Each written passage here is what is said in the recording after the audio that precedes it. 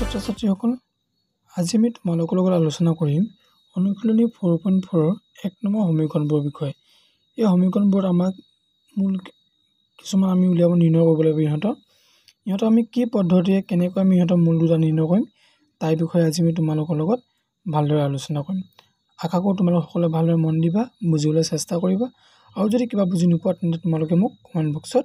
Comment কৰি জনাব পাৰা। ঠিক আছে, ব'লা তেন্তে আজি আমি ভিডিঅ'টো আৰম্ভ কৰোঁ। ছাত্ৰ-ছাত্ৰীসকল, আমাৰ এক নম্বৰত কি দিয়া আছে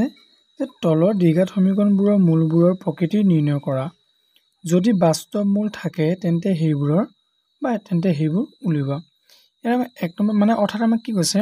আমাৰ তলত যিবিলাক দ্বিঘাত সমীকৰণ দিয়া আছে সিহঁতৰ মূলৰ প্ৰকৃতি নিৰ্ণয় কৰিব লাগে। অৰ্থাৎ সিহঁতৰ মূলৰ প্ৰকৃতিবোৰ কেনেকুৱা ধৰণৰ হ'ব,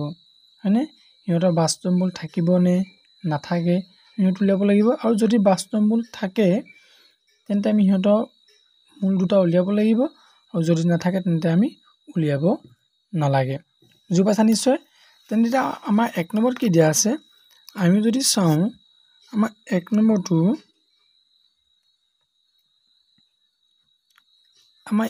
এই এক নম্বৰ তোমালোকে যিটো সমীকৰণ দেখিছা 2x² - 5x + 5 সমীকৰণ দেখিছা, ই লিখিব পাৰিম 2x² - 5x +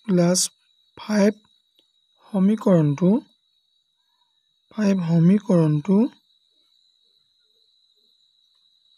কি আহিত আছে, সমীকৰণটো ax²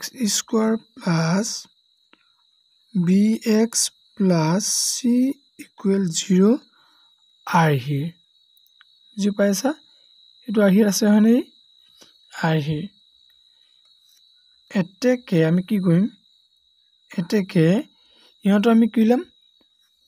মূলৰ প্ৰকৃতি উলিয়াম হয়নে? মূলৰ প্ৰকৃতি উলিয়াব গ'লে আমি কি কৰিব লাগিব, এ মান ল'ব লাগিব। এ মানে কি x² সহক হয়নে? এ ইকুৱেল কিমান, x² সহক তাৰমানে কি 2। ঠিক আছে। বি মানে কি পাম, এক্সৰ সহক অৰ্থাৎ এক্সৰ সহক কি -3 হয়নে? আৰু চি মানে যিটো আমাৰ ধ্ৰুৱক থাকে তাক আমি কি বুলি কওঁ, চি বুলি কওঁ।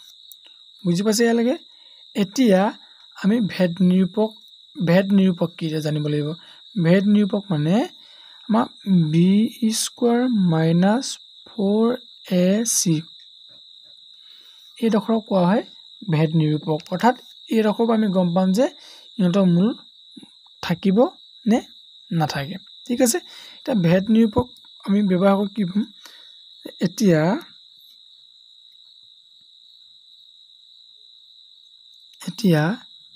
ভেদ নিৰূপক কি পাম, ভেদ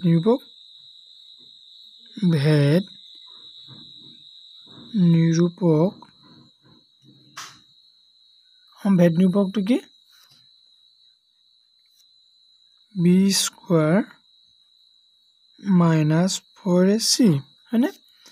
এতিয়া আমাৰ b² মানে কি হ'ব, b মানে -c যিহেতু হয়নে, গতিকে -3 হোল স্কোৱাৰ -4 মানে 4, এ মানে কিমান পাইছোঁ আমি, এ মানে 2, গতিকে 4 × 2 × c মানে 5 হ'ব। এতিয়া আমি যদি চাওঁ কি পাম,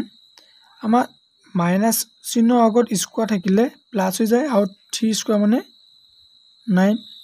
হয়নে? -4 × 2 = 8 আৰু 8 × 5 = 4 × 8 8 × 5 = 40 হয়নে? কিমান এতিয়া আমি যদি আমি দেখিছোঁ +9 -40 মাইনাছে প্লাছে মাইনাছ অৰ্থাৎ 40ৰ পৰা 9 গ'লে কিমান থাকিব, -31। এতিয়া -31টো কি আমাৰ শূন্যতকৈ ডাঙৰ নে সৰু, আমাৰ শূন্যতকৈ কি হ'ব, -31 আমাৰ শূন্যতকৈ সৰু হয়নে? শূন্যতকৈ সৰু। গতিকে আমি ইহঁতৰ এতিয়া কিবা মূল পামনে? যদি আমি আগতে পাইছিলোঁ যদি b² - 4ac মানটো যদি শূন্যতকৈ সৰু হয় তেন্তে আমি কোনো বাস্তৱ মূল নাপাওঁ, বা আনহাতে যদি শূন্য সমান হয় বা শূন্যতকৈ ডাঙৰ হয় তেন্তে আমি ইহঁতৰ মূল দুটা বা বাস্তৱ মূল দুটা পাওঁ। এতেকে আমি কি লৈ পাওঁ, এতেকে সমীকৰণটোৰ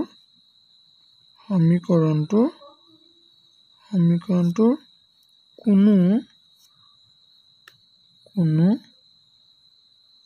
বাস্তৱ মূল বাস্তৱ মূল থাকিব নাথাকে নাথাকে বুজিলা কোনো বাস্তৱ মূল নাথাকে ঠিক আছে তেনে আমি ইয়াৰ পিছতো যাওঁ আমাৰ ইয়াৰ পিছত আমাৰ কি দিয়া আছে ইয়াৰ পিছত আমাৰ 2 নম্বৰটো দিয়া আছে 28x² minus 4√3 into x plus 4 equal 0 হয়নে আৰু আমি এই সমীকৰণটো আমি আগৰ যেনে একে ষ্টাইলত কৰিম কি যে আমি কি বুলি লিখি ল'ম সেইটো কি ax² plus bx plus c equal 0 আৰ্হিৰ হয়নে আৰ্হিৰ হল এটাকে আমি ইয়াৰ পৰা কি নিৰ্ণয় কৰিব পাৰোঁ এটাকে a মানে কিমান পাম ইয়াত a মানে 3 আৰু b মানে কিমান পাম b মানে -4√3 আৰু c মানে কিমান পাম c মানে 4 পাম হয়নে এতিয়া আমি কি ব্যৱহাৰ কৰিম ভেদ নিৰূপক এতিয়া ভেদ নিৰূপক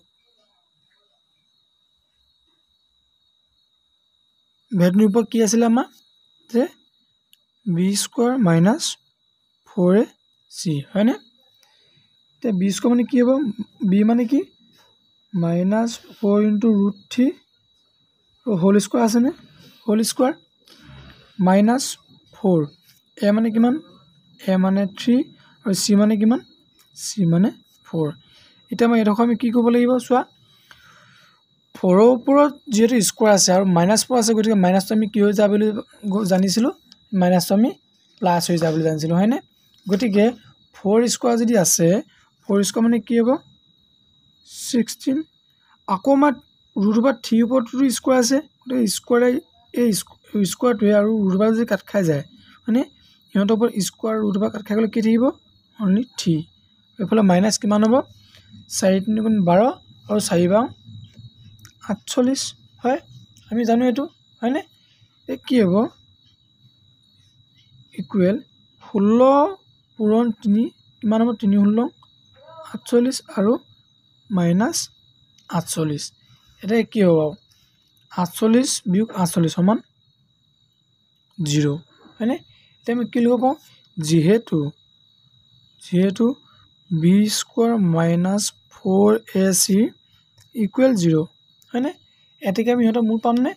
এতেকে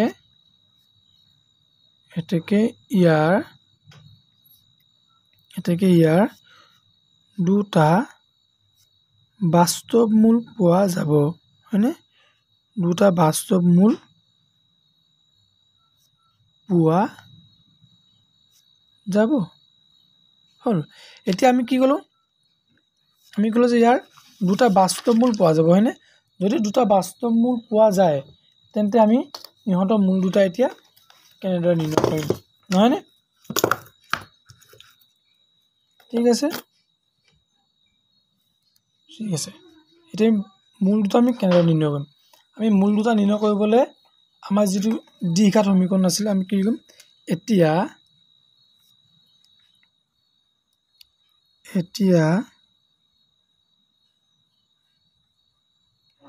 দ্বিঘাত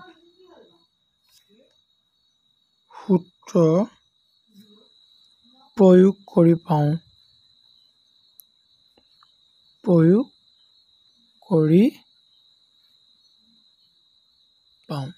কি লিখিলোঁ এতিয়া আমি দ্বিঘাত সূত্ৰ প্ৰয়োগ কৰি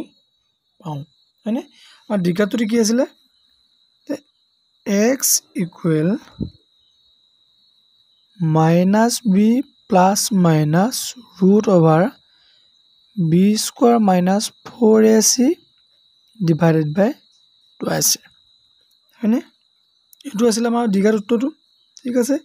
এতিয়া আমি ইহঁতৰ নিজৰ জেগাত ইহঁতৰ নিজৰ মূলবিলাক বা মানবিলাক বহাই দিম হয়নে যদি মানবিলাক বহাই দিওঁ কি হ'ব যদি আমি ইহঁতৰ আমি এই চোৱা এতিয়া আমি এইডোখৰ একো কৰিবলগীয়া নাই বুলি হ'ব লাগে হয়নে বাৰু আমি ঠিক আছে আমি দেখাই দিছোঁ মাইনাছ আছে মাইনাছ বি মানে কেন পাইছিলোঁ -4 √3 plus minus √, B square minus পৰিছে মানে আমি আগত কিমান পাই আহিছিলোঁ তোমালোকে ভিডিঅ'টো অলপ পাছলৈ নি চাবা বি স্কোৱাৰ মাইনাছ পৰিছে মানে কিমান পাইছিলোঁ 0 পাইছিলোঁ হয়নে তলত কিমান আছে টুৱাইছ মানে কি হ'ব 2 ইনটু এ মানে আমি কিমান পাইছিলোঁ আমি এ মানে পাইছিলোঁ 3 হয়নে আমি এ মানে কিমান পাইছিলোঁ 3 পাইছিলোঁ গতিকে এতিয়া আমি 2 3 গুণ 6 বুলি লিখিব পাৰোঁ আৰু এইডোখৰ যদি 0 হয়নে এইডোখৰ যদি 0টো গোটেইডোখৰ জেগাত 0 হৈ গ'ল হয়নে আমি এতিয়া কি বুলি কৰিব পাৰোঁ 0 আছে গতিকে আমি 0 বুলি কৰিব পাৰোঁ হয়নে ঠিক আছে ইয়ালৈকে কোনো প্ৰব্লেম নাই এতিয়া আমি থাকিলে কি তেন্তে এই মাইনাছে পূৰ্ণ কি হৈ যাব +4 √3 এতিয়া চোৱা এই 4টোক যদি আমি 2য়ে হৰণ কৰোঁ দুবাৰ যাব আৰু 2য়ে 6 কেইবাৰ যাব 3বাৰ যাব ওপৰত কি থাকিলে 2 ইনটু √3 আৰু তলত থাকিলে কি আমাৰ অনলি 3 হ'লনে বুজি পাইছা গতিকে যদি আমি অকণমান সৰল কৰি দিওঁ কি হ'ব চোৱা আমি ওপৰত কি পাইছোঁ 2√3 পাইছোঁ হয়নে তলৰ 3 মানে আমি √3 ইনটু √3 লিখিব নোৱাৰোঁনে বাৰু পাৰোঁ এই ধৰিলোঁ এইটো আমি কাটি দিলোঁ থাকিলে কি থাকিলে ওপৰত 2 তলত থাকিলে √3 হয়নে যিহেতু আমি পঢ়ি আছোঁ কি দ্বিঘাত সমীকৰণ হয়নে আমি মূল পাইছোঁ কেইটা এটা হয়নে কি পাইছোঁ 2/3 হয়নে গতিকে আৰু আমাৰ আগত কি আছিলে আমাৰ আগত কি পাইছিলোঁ বি স্কোৱাৰ মাইনাছ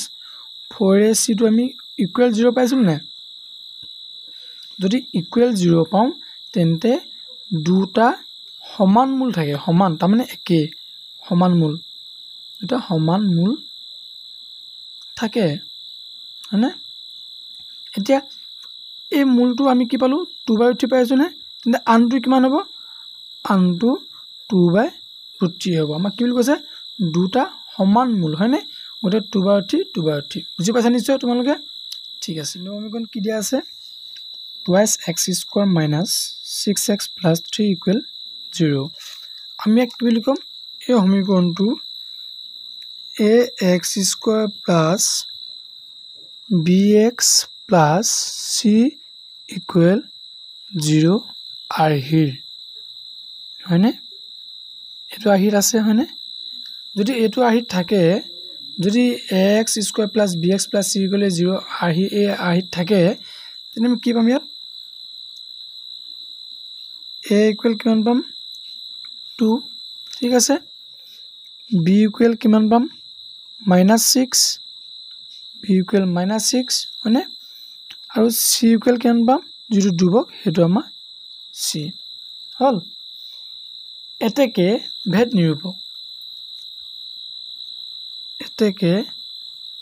নিৰূপকটো কি হ'ব ভেদ নিৰূপক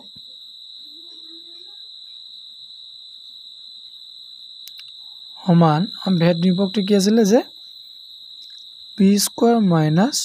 4ac হয়নে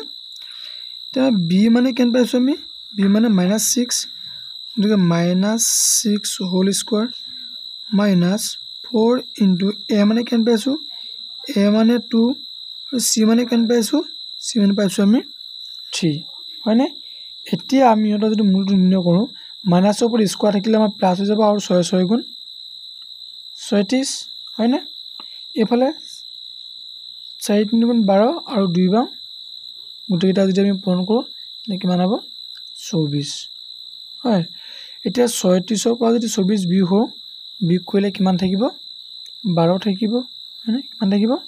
12 আৰু আমি জানো যে 12টো 0তকৈ ডাঙৰ সেয়ে আমি কি পাম গতিকে দুটা দুটা বাস্তৱ মূল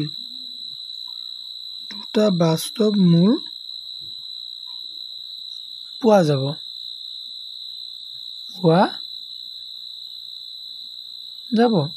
হ'ল এতিয়া মূল দুটা আমি কেনেকৈ নিৰ্ণয় কৰিম আমি মূল দুটা নিৰ্ণয় কৰা আমাৰ এটা সূত্ৰ আছিলে কি আছিলে যে দ্বিঘাত সূত্ৰ হয়নে আমি দ্বিঘাত সূত্ৰটো যদি আমি ইহঁতৰ মূলকেইটা মানবিলাক যদি বহাই দিওঁ দ্বিঘাত সূত্ৰ প্ৰয়োগ কৰি তেতিয়া আমি ইহঁতৰ মূল দুটা পাই যাম ঠিক আছে এতিয়া আমাৰ দ্বিঘাত সূত্ৰটো কি আছিলে এতেকে দ্বিঘাত সূত্ৰ প্ৰয়োগ কৰি দ্বিঘাত সূত্ৰ প্ৰয়োগ কৰি আমাৰ দ্বিঘাত সূত্ৰটো কি আছিলে যে x equal minus B plus minus root over B square minus 4ac divided by 2ac হয়নে এইটো আমাৰ কি আছিলে দ্বিঘাত সূত্ৰ আছিলে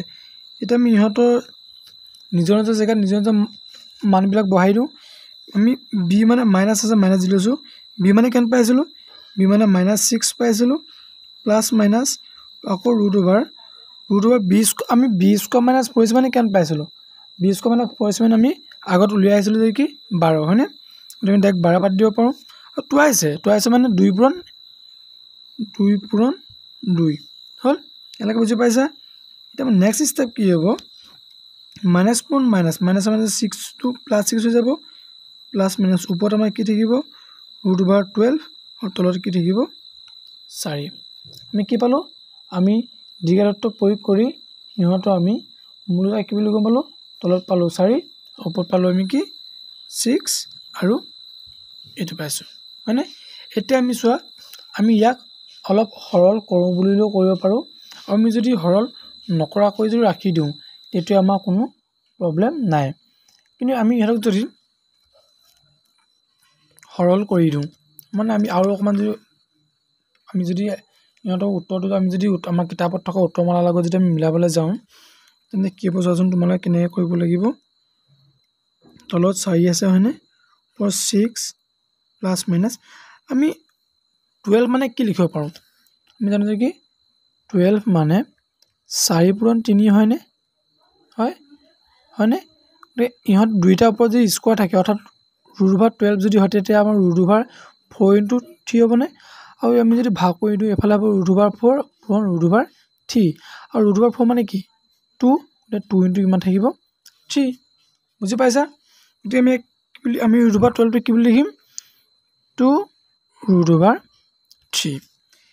এতিয়া আমি ইহঁত এই দুইটাৰ পৰা এটা বস্তু কমন আহিব চোৱা 6 মানে কি 2 পূৰণ 3 আৰু ইয়াত আছে 2 পূৰণ 3 হয়নে গতিকে কি কমন আহিব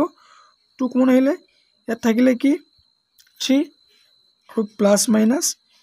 ইয়াৰ পৰা 2 গুচি আহিলে থাকিলে কি ৰুট অভাৰ 3 বুজি পাইছা এতিয়া 2য়ে যদি 4 ঘন কৰোঁ বা আমি যদি কাটি দিওঁ তলত কি থাকিবগৈ 2 থাকিবগৈ হয়নে এতিয়া আমাৰ তেন্তে ফাইনেলি আমি হাতত কি পাম এফালে থাকিলে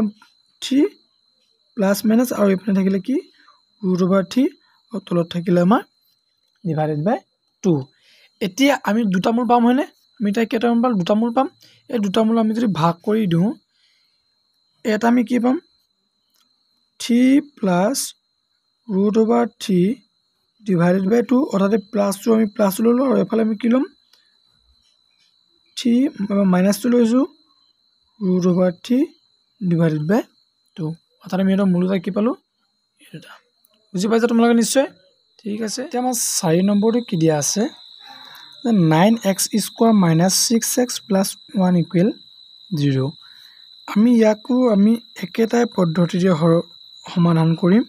ঠিক আছে আমাৰ সমীকৰণটো কেনেকুৱা হৈ আছে সমীকৰণটো ax square plus bx plus c equal 0 আৰ্হিৰ হয়নে ঠিক আছে ax square plus bx plus c equal 0 আৰ্হিৰ হয়নে এইবুলি আমি লিখি ল'লোঁ ঠিক আছে এতিয়া আমি কি কৰিম যদি এইটো আহি হয় তেন্তে a ইকুৱেল কিমান পাম আমি 9 b ইকুৱেল কিমান পাম b ইকুৱেল পাম আমি -6 আৰু c ইকুৱেল কিমান পাম 1 হয়নে এতেকে ভেদ নিৰূপক কিমান হ'ব এতেকে ভেদ নিৰূপক সমান b স্কয়াৰ -4ac হয়নে b মানে কিমান b মানে পাইছো -6 গতিকে -6 স্কয়াৰ -4 * a মানে কিমান 9 আৰু c মানে কিমান 1 হয়নে কি হ'ব এতিয়া আমাৰ -6 স্কয়াৰ মানে 36 অৰ্থাৎ 6 6 গুণ 36 মাইনাস 4 9 গুণ 36 36 মানে সমান কিমান হ'ব 36 হ'ব অৰ্থাৎ 36 বিয়োগ 36 সমান কিমান হ'ল 0 আমি এটা কি কম যেহেতু b square -4ac equal to 0 হ'ল হয়নে এটাকে কি হ'ব এটাকে দুটা সমান মূল পোৱা যাব দুটা সমান মূল থাকিব বুলি লিখিলে হ'ব আমি দুটা সমান মূল থাকিব বা থাকে জি লিখা হ'ল এতিয়া আমি ইহঁতক কি কৰিম দ্বিঘাত সূত্ৰত প্ৰয়োগ কৰিম হয়নে এতিয়া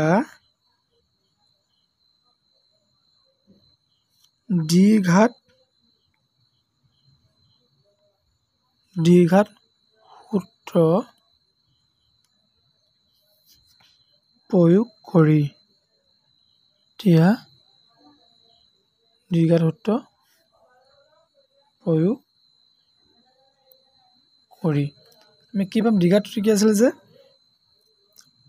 x equal to -b plus minus b square -4ac divided by 2ac হয়নে এতিয়া আমি মাইনাস চিহ্ন আছে মাইনাস দি লৈছো b মানে কেন পাইছিলো b মানে -6 পাইছিলো হয়নে প্লাস মাইনাস এই যে b square -4ac b square -4ac মানে কেন উলিয়াইছিলো b স্কয়ার -4ac মানে আমি কেন পাইছিলো 0 হয়নে ৰিজন তোমালোকে b স্কয়াৰ -4ac 0 গতিকে আমি ইয়াত কি কৰিব পাৰোঁ এই b স্কয়াৰ -4ac এটা আমি কি পাতিব পাৰোঁ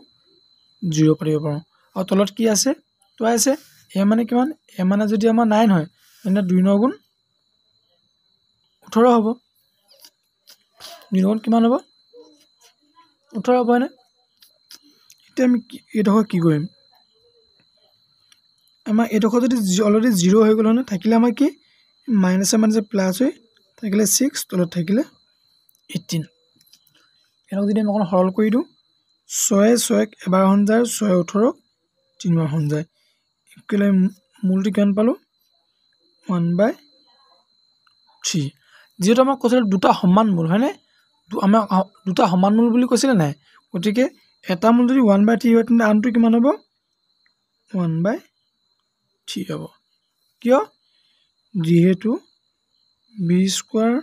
-4ac ইকুৱেল কি আছিলে 0 b স্কয়াৰ -4ac ইকুৱেল যদি 0 হয় তেন্তে দুটা সমান মূল পোৱা যায় ঠিক আছে বুজি পালা ওকে